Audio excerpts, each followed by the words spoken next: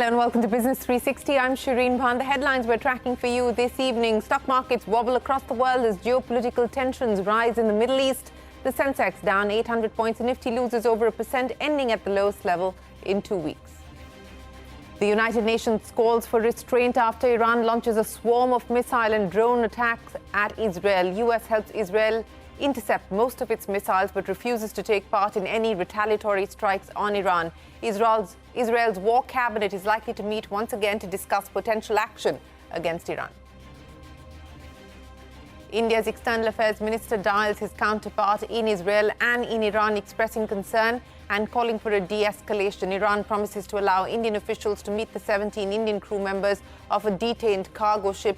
18,000 Indians are estimated to be living in Israel, 4,000 Indians likely to be in Iran. Crude oil market on the edge after tensions rise in the Middle East. Prices of aluminum and nickel rally after the US and UK impose new sanctions on metals produced in Russia. VodafoneIdea launches India's largest follow-on public offer at a price band of 10 to 11 rupees per share, hopes to raise 18,000 crore rupees and plans to launch 5G services to cover 40% of its revenue base. With days to go for Elon Musk to visit India, sources say Tesla is likely to sign a deal with Tata Group to procure semiconductors. Tesla is eyeing local supply for chips, battery and other EV infrastructure as it gears up to announce a manufacturing facility in India. Byju is back in the saddle, will head daily operations as the edtech giant reorganizes its management structure. Arjun Mohan resigns as Byju's India CEO, transitions to an external advisory role. Byju's announces that its shareholders have approved increasing authorized share capital of the company to enable the rights issue, but it cannot use the funds until a court ruling in the matter. India's Met Department predicts an above-normal monsoon this year, expects the weakening El Nino and developing La Nina conditions to be a positive for rainfall. Private weather forecaster SkyMet has also predicted a normal monsoon. Election Commission seizes cash, liquor and other inducements for voters worth over 4,600 crore rupees since the Model Code of Conduct came into effect. Seizures worth over 12,000 crore rupees have been made since the start of 2024. This is 3 times higher than the total seizures worth nearly 3,500 crore rupees made during the 2019 elections.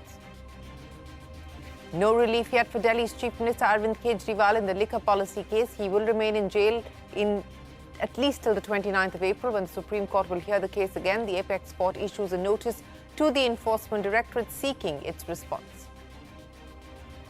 A group of 21 retired Supreme Court and High Court judges write to the Chief Justice, flag attempts by certain factions to undermine judiciary, accuse critics of having insidious methods with clear attempts to sway judicial processes by casting aspersions on the integrity of courts and judges.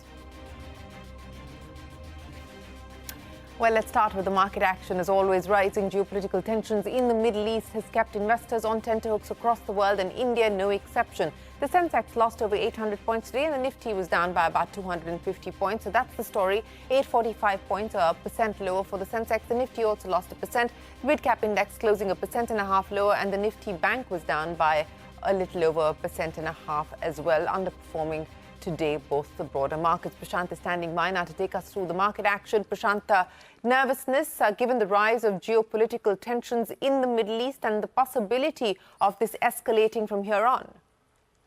Oh, absolutely. I think at the margin, incrementally, that basically is what pushed markets down. And the environment, of course, was negative, although macro markets had not reacted very violently as we came into this Monday morning, because it looked like there was a bit of a stalemate after sort of the weekend action, the flare-up in the Middle East. So markets are still waiting and watching for Israel's reaction.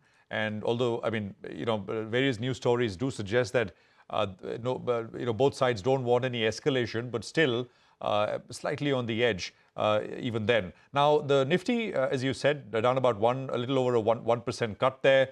Mid-session, there was a recovery, but then that got sold into once again, and towards the last 40-45 minutes of trade, closing pretty much the day's lowest point. The Nifty Bank, which had not broken hourly averages on Friday, which the Nifty had, that also kind of came under pressure. Mid-caps and small caps, of course, there the pressure was more. Declines outnumbering advances by some 4 or 5:1, actually. We started with 10:1 declines to advances ratio, but that, of course, improved as the session went on. Now, just stocks, large caps, the pressure coming through in names like Shriram Finance, Bajaj Finserv, Wipro. There was ICICI Bank, Adani Ports and L&T, which were under pressure.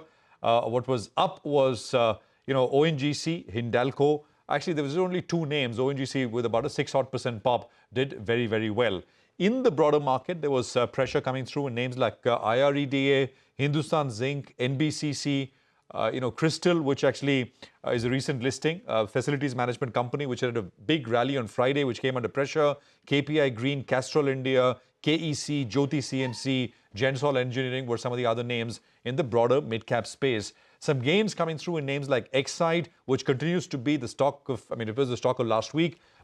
Decent gains today. Aster DM, that we had the management with us earlier. And there was Senco Gold, which had a massive 17% move by close today. So a weakish kind of start.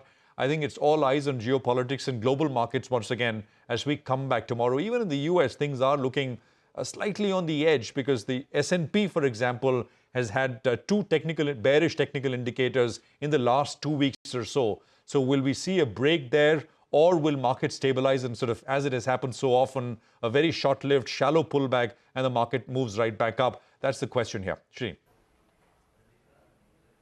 Yes, we will be watching the developments very closely. Prashant, many thanks for joining us. But as Prashant was pointing out, the big international story that is moving the markets worldwide, Iran unleashed over 300 drones and missiles into Israel on Sunday, setting afoot the possibility of a larger regional conflict. Now, Israel military says a large number of projectiles were intercepted outside of the country's borders with the help of US, UK and France. Iran's aggression comes as retaliation to Israel's attack on its consulate in Syria earlier this month. The UN Security Council gathered for an urgent meeting to address escalating tensions. Israel has called for fresh sanctions on Iran, but Iran hit back, saying it has the right to self-defense after Israel attacked its consulate. The UN Secretary General has called for restraint, saying the world cannot afford another war. G7 leaders held a virtual meeting and condemned Iran's attack and reaffirmed commitment to Israel's security, but the US has refused to take part in any retaliatory action against Iran. The regional flare-up has also sparked trouble for airlines, with many airlines, including Qantas, United and Air India, suspending operations to these regions. Israel's war cabinet is holding a meeting to discuss the next course of action. This attack crossed every red line, and Israel reserves the legal right to retaliate. We are not a frog in boiling water. We are a nation of lions. Following such a massive and direct attack on Israel, the entire world, let alone Israel, cannot settle for inaction. We will defend our future. Iran's operation was entirely in the exercise of Iran's inherent right to self-defense, as outlined in Article 51 of the Charter of the United Nations and recognized by international law. This concluded action was necessary and proportionate. It was precise and only targeted military objectives and carried out carefully to minimize the potential for escalation and prevent civilian harm. The Middle East is on the brink. The people of the region are confronting a real danger of a devastating full-scale conflict. Now is the time to defuse and de-escalate. Now is the time for maximum restraint.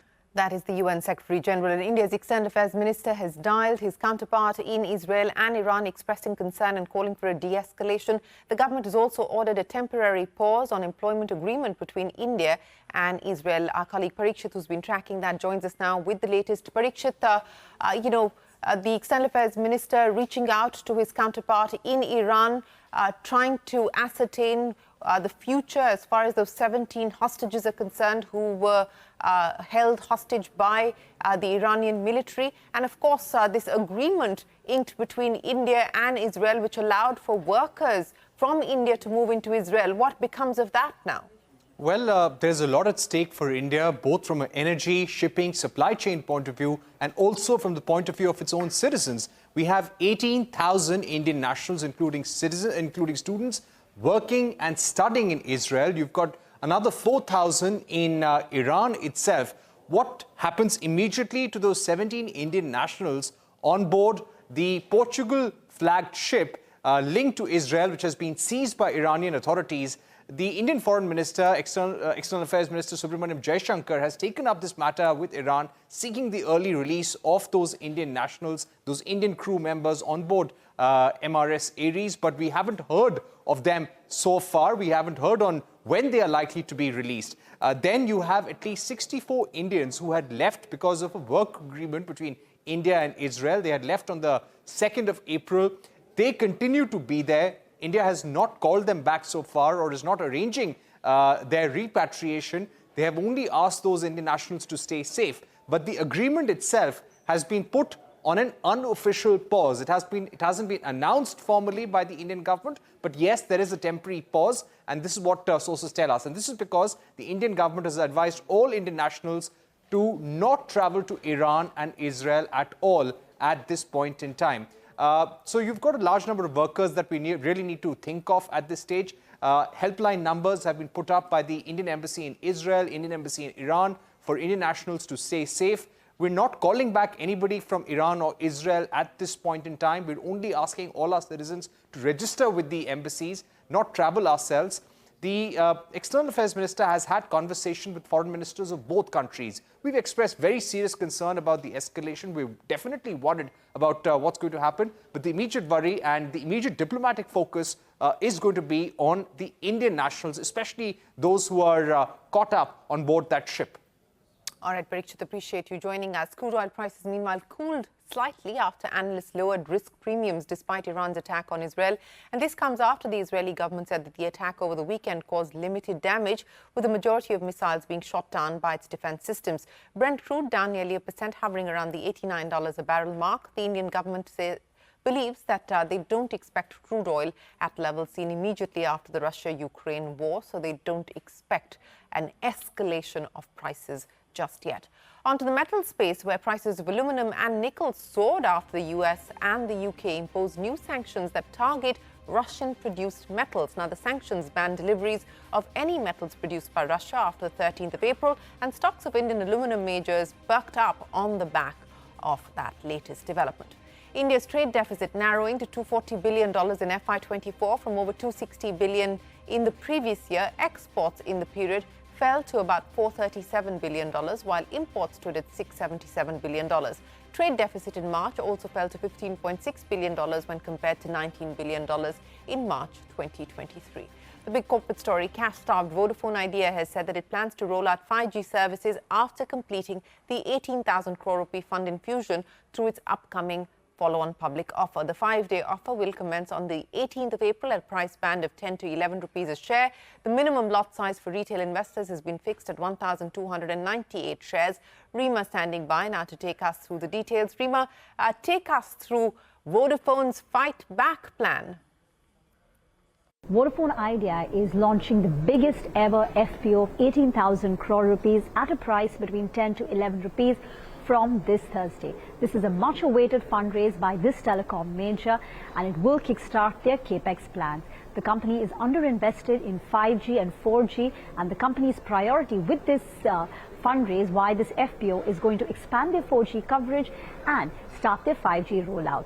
Today, the top team of VodafoneIdea held a press conference where they chatted with people from the media, and these are some of the key takeaways. One, on 5G rollout. The company said that they will begin their 5G rollout with this round of funding. Their goal is to cover 40% of their revenue base with 5G in the next 2 to 2.5 years. Secondly, the growth driver is to improve ARPUs. How will they do it? One, convert their existing 2G subscribers to 4G, and plus look at a tariff hike. So the company said 42% of their subscribers are still 2G, and therefore there is a big runway ahead of the company to convert these 2G subscribers into 4G, which will boost the company's ARPUs. On tariffs, the company did acknowledge that tariff corrections, tariff repairs are required, but they cannot give a timeline. But they did say that India's tariffs are the lowest in the world. And just to give you, illustrate this with an example, India's ARPU is at $2.08, while China is at $6.64, which means 3x that. We quizzed them again on when will this tariff hike take place, and they said that we have an internal expectation, but they can't share when the timeline is. But it's reasonable to expect that we will see a tariff hike which is similar to the previous tariff hike, and the last two tariff hikes were to the tune of 20%. Also on government support. Now remember, the government is the single largest stakeholder in VodafoneIdea. They hold about 32% stake. Post this FPO, their holding will come down to 24%. The street fear is that the company will not be able to meet its obligations to the government once that 4-year moratorium ends in September of 2025. So we asked the company that what is the government's thinking? Are they planning to give any sort of a relief once this moratorium ends? To which they're saying, well, there is no ongoing conversation with the government because it's still, some time away, September of 2025. But the reform package, which was announced, does allow for some installments to be converted into equity. But they did imply that the government support is very much there. The government is backing this. Spectrum excluding only the millimeter wave, which is not likely to be used soon, per million subscriber, and 5G spectrum per 4 million per million 4G subscribers. And whichever way you look at it, you will see that we have a very competitive spectrum portfolio. We have 5G spectrum in 17 of our priority circles, which account for 98% of our revenue. And with this round of funding, we will roll out our 5G network also. Well, that's VodafoneIdea on its follow-on public offer, the largest that we have seen, and its strategy to fight back and reclaim market share. Byju shareholders have approved a rights issue allowing the company to raise funds. However, funds received will have to be kept in an escrow account for now. Further, the EdTech's CEO Arjun Mohan has resigned to take up an external advisory role. Founder Byju Ravindran will now take charge of operations here in India too. Ritu standing by now with more on the rights issue as well as Mohan's resignation. Let's start with the resignation, Ritu. 7 months in and Arjun Mohan out. That's right, 7 months in and he's already out. And more importantly, you have Byju Ravindran tightening his hold over Byju's India operations and stepping back in the saddle to run its day-to-day business after a gap of nearly 4 years. Now, this comes after Byju's announced a strategic reorganization of the management structure where it said Arjun Mohan was resigning as the India CEO and transitioning to an external advisory role, while Byju Ravindran is going to be deeply involved in the company's daily business. Now, Byju said these changes follow an extensive review and a cost optimization exercise, which incidentally was led by the outgoing India CEO Arjun Mohan. Now, Byju Ravindran's return as active India CEO is coming at a very difficult time for the EdTech company. It is facing a liquidity crunch. Its valuation has plummeted. Financial reporting has been delayed. It is facing multiple litigations from investors to creditors, and it is also under ED scrutiny. So you have Byju Ravindran, who was focused so far on the global operations and the fundraising exercise for the company since 2019, coming back after a near 4-year hiatus to take matters into his hands. And this is also the second CEO exit at Byju's India within a span of 1 year. You remember you had Rinal Mohit serving as the CEO until September last year, and then Arjun Mohan, who barely served for 7 months before resigning now. Now, with Byju Ravindran also getting more involved and Akash, an important subsidiary and a large part of Byju's India business, also getting a new CEO, we understand that Arjun Mohan, who's a long-time Byju's executive who had left briefly to join Upgrad and head them before returning as Byju's India CEO, he chose to resign and look for other opportunities. Now, separately, Byju's has said its shareholders have approved to increase the authorized share capital of the company with a 55% majority, and the voting process has been scrutinized by an independent third party. This, it says, is going to pave the way for the rights issue, which is aimed at tackling the liquidity crunch, which includes unpaid salaries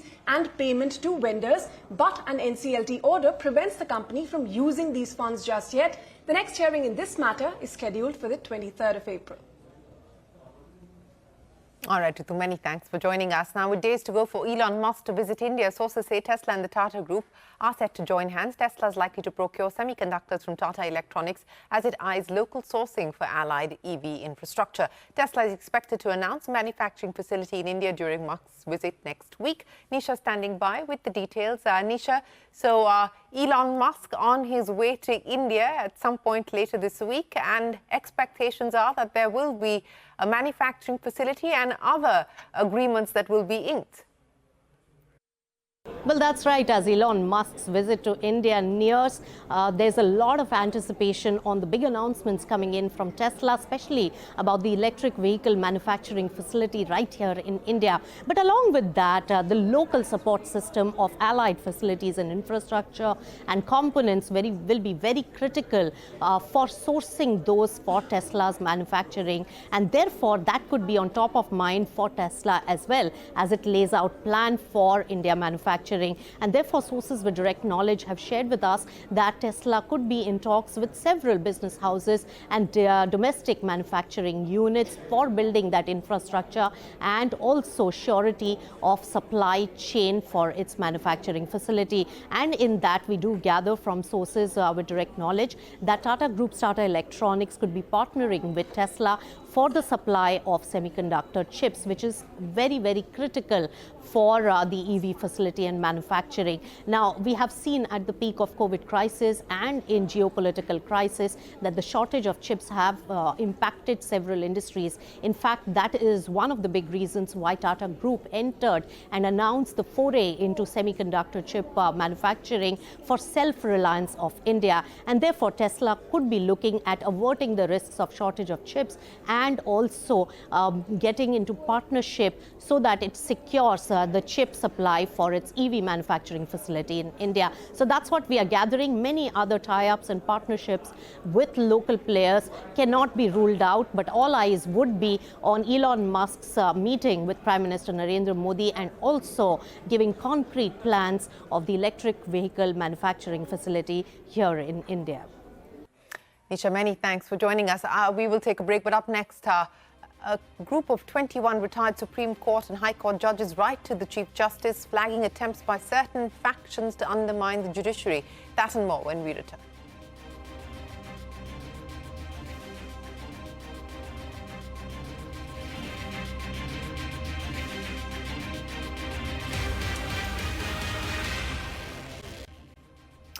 With days to go for the Lok Sabha elections, the Election Commission of India has revealed that authorities have seized inducements for voters worth 100 crore rupees every single day since the Model Code of Conduct came into effect. As per data, the poll panel has seized inducements worth over 4,650 crore rupees between the 1st of March and the 13th of April, and this is a sharp rise from 3,475 crore rupees seized during the entire Lok Sabha elections in 2019. That tells you the kind of money that's slushing around. More than 1,100 crores worth of freebies and 489 crores worth of liquor being seized during the period. 45% of the seizures are of drugs and narcotics. The Commission made seizures worth over 770 crore rupees in Rajasthan, the highest among the states.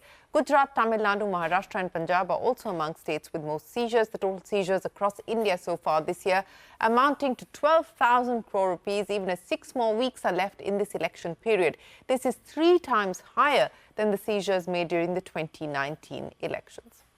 Well, staying with elections, Prime Minister Modi and other senior BJP leaders released the Lok Sabha election manifesto on Sunday, calling it the Sankalp Patra. The document promises to implement the Uniform Civil Code and simultaneous elections across the country. The BJP has also promised to accelerate infrastructure development along the Indo-China, Indo-Pakistan and Indo-Myanmar borders. Early this month, the Congress party released its manifesto called the Nyay Patra. The party has promised to conduct nationwide caste-based census and fill all posts for scheduled castes, scheduled tribes and backward classes within a year. It's also promised to provide 30 lakh government jobs and give 1 lakh rupees every year to poor youth. The party has also promised to give 1 lakh rupee every year to poor women. CNBC-TV18 Sapna Das joins us now to take us through the promises of both the manifestos. Sapna, map it out for us, the BJP Sankalp Patra versus the Congress's Nyay Patra. Absolutely. So first off, if you look at the BJP manifesto, it gives you a sense of continuity rather than any big numbers or any kind of freebie announcements. It talks about making India the 3rd largest economy in the next 5 odd years. Interestingly enough, unlike the earlier manifestos of BJP, it doesn't contain any size of the economy number like a $7 trillion or a $10 trillion or a $5 trillion, so to speak. That's one. Second, it also talks about building India on the base of low inflation and fiscal prudence. So, both are kind of buzzwords, at least at the moment, and looking at what the government has been doing in the last 2 to 3 odd years. Going forward, it talks about making India a global manufacturing hub, a trusted global manufacturing hub, and within that it talks about 2030 dateline for making electronics a global manufacturing hub, railways, aviation, semicons and chips and whatnot. So almost everything under the sun is covered here, EVs and autos. In the infra space, it again doesn't give any specific numbers, but it does talk about new bullet trains, expansion of metros to more cities, expansion of the railway network itself, finishing of the waiting list for passengers, increasing the carrying capacity of passengers so that there is no waiting list by 2030, stuff like that. Very practical, on the ground stuff, but no big estimates over here. In terms of the welfareism, kind of a repetition of what they have been saying so far, but nevertheless, extension of the PMGKY, free food grain program, by another 5 odd years. Then, PM Swanidhi, the loan size needs to go up beyond 50 odd thousand rupees. Again, Mudra, doubling the limits of loans to 20 odd lakh rupees. More houses for the poor under the PM Awas Yojana. Again, free Mufts Bijli under the solar program that has been announced by the Prime Minister, stuff like that. So these are announcements which are already made, but a kind of a reiteration over here. Now, if you compare the Congress manifesto, it's pretty different in its approach and the tone and tenor. First, it talks about doubling the size of the economy in 10 years. So there's a clear number here. 1.73 lakh crore is, almost slightly less than 200 lakh crores is the size of the India GDP. They're talking about doubling it over the next 10 odd years, number one. Number two, talks about taking manufacturing from 14% to 20%. So again, there's a specific estimate over here, though of course, these are numbers that have been doing the rounds for quite some time. Third, it talks a lot about job creation. So here it talks about basically, instead of a PLI, it talks about an ELI, so employment-linked incentive schemes for the corporate sector to enhance job creation. Then again, it talks very specifically about taxes, in the sense it talks about direct tax code, it talks about revamping GST, bringing in 2.0 GST, doing away with or rather revamping the current GST laws. It talks about elimination of the angel tax. It also talks about capping the cesses which are in place at the moment. Cesses should be capped at 5% of the gross tax revenue of every year. And for that, they're talking about bringing in a new legislation. So very specific on taxes. And if you look back on the UPA regime, there was a time when a lot of tax announcements had come from the Congress regime, so to speak. Last but not the least, on freebies, it's pretty high. So that goes against the spirit of low inflation and fiscal prudence. Talks about the Mahalakshmi scheme, 1 lakh rupee transfer into women bank accounts. Talks about an urban urban job guarantee scheme, which is big. A lot of other also announcements. So, both are pretty different, but the Congress manifesto probably has some estimates. The BJP manifesto, being the party in power, continuing to be in power, hopefully, it talks more about continuity. All right, Sapna, appreciate you joining us. No relief yet for Delhi's Chief Minister Arvind Kejriwal in the liquor policy case. He will remain in jail till at least the 29th of April, when the Supreme Court is expected to take up the matter again. The apex court issued a notice to the Enforcement Directorate seeking its response. Staying with courts, 21 retired judges of the Supreme Court and High Courts have penned a letter to the Chief Justice of India expressing concerns over rising attempts by certain factions to undermine the judiciary. Ashmit standing by now with more. Ashmit, the second letter that's been written to the Chief Justice about alleged encroachment into the judiciary's affairs.